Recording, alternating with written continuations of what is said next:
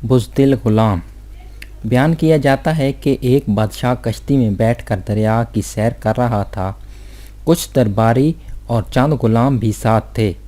ان میں ایک غلام ایسا تھا جو پہلے کبھی کشتی میں نہ بیٹھا تھا، اس لیے وہ بہت خوفزدہ تھا اور ڈوب جانے کے خوف سے رو رہا تھا۔ بادشاہ کو اس کا اس طرح رونا اور خوفزدہ ہونا بہت ناگوار گزر رہا تھا، لیکن غلام پر منع کرنے اور ڈانٹنے اور ڈپٹنے کا بالکل اثر نہ ہوتا تھا۔ کشتی میں ایک جہان دیدہ اور دانا شخص بھی سوار تھا۔ اس نے غلام کی یہ حالت دیکھی تو بادشاہ سے کہا کہ اگر حضور اجازت دیں تو یہ غلام اس خوفزدہ غلام کا ڈر دور کر دے۔ بادشاہ نے فوراً اجازت دے دی اور دانشمند شخص نے غلاموں کو حکم دیا کہ اس شخص کو اٹھا کر دریا میں پھینک دو۔ غلاموں نے حکم کی تعمیل کی اور رونے والے غلام کو اٹھا کر دریا کے اندر پھینک دیا۔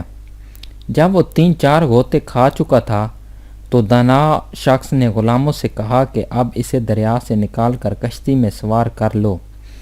چنانچہ غلاموں نے اس کے سر کے بال پکڑ کر کشتی میں گھسیٹ لیا اور وہ غلام جو ذرا دیر پہلے ڈوب جانے کی خوف سے بڑی طرح رو رہا تھا، بالکل خاموش اور پرسکون ہو کر ایک طرف بیٹھ گیا۔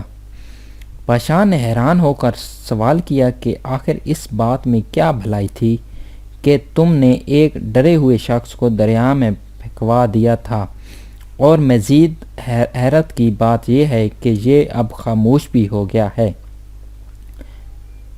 دانا شخص نے جواب دیا، حضور والا، اصل بات یہ تھی کہ اس نے کبھی دریا میں غوطے کھانے کی تکلیف نہ اٹھائی تھی، اس طرح اس کے دل میں اس آرام کی کوئی قدر نہ تھی جو اس کشتی کے اندر حاصل تھا۔ اب ان دونوں کی حقیقت اس پر روشناس ہو گئی اور خاموش ہو گیا۔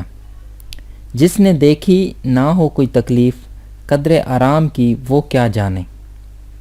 وضاحت: حضرت سعدی نے اس حکایت میں انسان کی یہ نفسیاتی کیفیت بیان فرمائی ہے کہ جس شخص نے کبھی تکلیف دیکھی ہی نہ ہو، وہ اس کی قدر و قیمت سے آگاہ نہیں ہوتا۔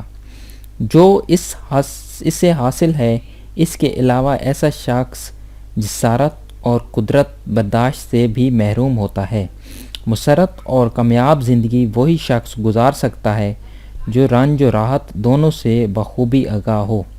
ناظرین، اگر آپ کو ہماری آج کی ویڈیو پسند آئی ہو تو ہمارے یوٹیوب چینل کو سبسکرائب کریں اور ساتھ ہی بیل کے آئیکن پہ کلک کریں تاکہ ہماری ساری ویڈیو آپ تک پہنچ سکیں۔ شکریہ۔